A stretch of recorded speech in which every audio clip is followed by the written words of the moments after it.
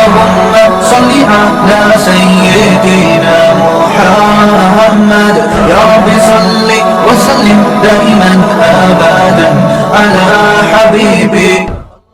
آج کل یہ میرے پاس بہت ساری کالز آتی ہیں خواتین کی کہ میاں صاحب غلط چکروں میں پڑے ہوئے ہیں.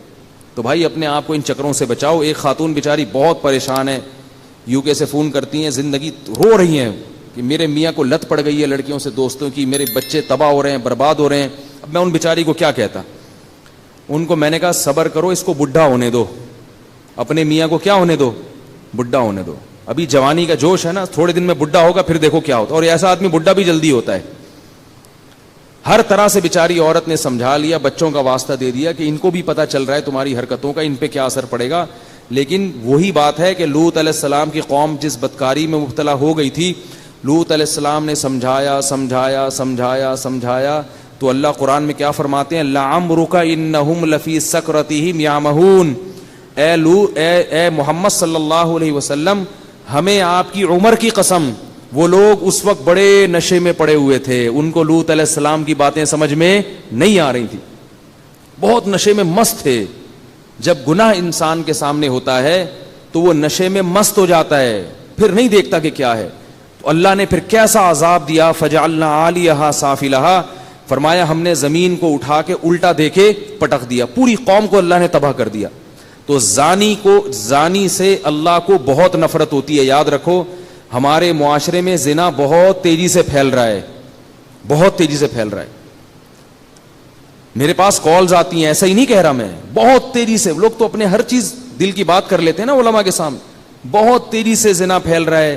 اس کو اللہ کا واسطہ روکنے کی کوشش کرو, سختی کرو اپنے گھر میں. چچازاد پھوپھیزاد بہنوں کو بے پردہ نہ ہونے دو کزنوں کے سامنے.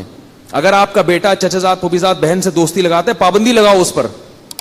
میرے گھر میں جب میرے چچازاد پھوپھیزاد بھائی آتے تھے, میرے والد صاحب کے بھتیجے ہوتے تھے, تو والد صاحب ہماری بہنوں کو حکم دیتے تھے کہ ان کے سامنے نہیں آنا ہے. غصہ کرتے تھے کہ ایسے بے محابہ کوئی نہیں آگے بیٹھے گا.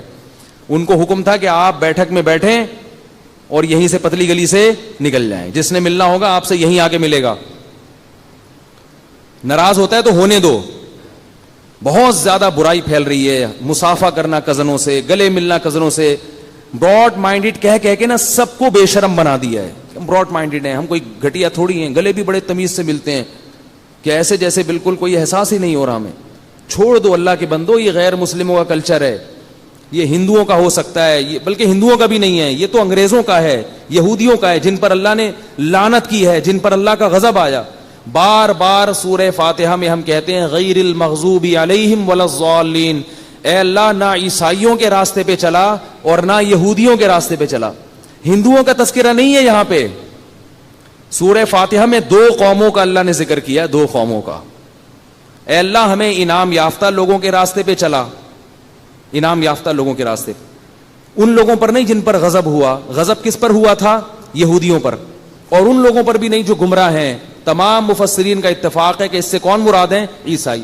ہندوؤں کا ذکر نہیں, سکھوں کا ذکر نہیں. وجہ اس کی ہے کہ دنیا میں ہندو اور سکھ بھی ان کو فالو کر رہے ہیں. ہندوؤں کا اپنا کلچر ایسا تھوڑی تھا جیسا آج ہو گیا ہے. ان کے تو بڑا سخت پردہ ہوتا تھا. داماد جو ہے, ساس جو ہے اپنے داماد تک سے پردہ کیا کرتی تھی. انہوں نے بھی کس کو فالو کرنا شروع کر دیا؟ عیسائیوں کو, یہودیوں کو.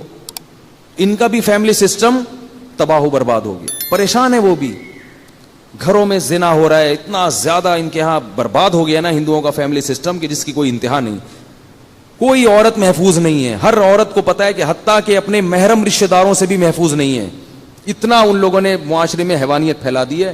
شکر کرو میرے بھائی, اللہ نے مسلمان بنایا ہے, اللہ نے ہمیں مسجد میں آنے کی توفیق عطا فرمائی ہے, اور بار بار ہمارے منہ سے یہ دعا نکلوائی ہے کہ اللہ عیسائیوں کے راستے پر نہیں چلانا. تو کزنوں سے ہاتھ ملانا, گلے ملنا, یہ سارے یہود و نصارہ کے طریقے ہیں. لڑکیاں جب آپس میں ملتی ہیں تو آج کل ان میں بھی ایک بےہودگی آ گئی ہے, کسنگ کرتی ہیں ایک دوسرے کو. چھوڑ دو اس بے شرمی کو.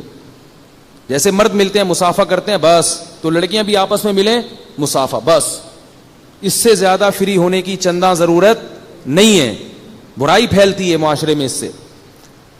تو نبی صلی اللہ علیہ وسلم نے فرمایا کیا ہے کہ جہنم میں جانے کے لیے کیا ہے؟ زنا ہے, لڑکیوں سے فضول دوستیاں ہیں, گپے ہیں, اور جنت میں جانا ہے تو بیوی کو ٹائم دو. وہ ٹائم دینے کا آپ کے پاس ٹائم نہیں ہے, کیونکہ اس کا کوئی پولیس نہیں پوچھے گی آپ سے. وہ تو اللہ نے حکم دے دیا نا, اللہ نے حکم دے دیا بھائی اس کو ٹائم دو, تو اس کے لیے ٹائم نہیں ہے. کوئی فون آ جائے ان نون نمبر سے کسی لڑکی کا تو بھاگ جائیں گے, بچے پھینک کے بھاگ جائیں گے, ٹھیک ہے نا. تو جہنم میں جاؤ, بہت اچھا ہے بھائی.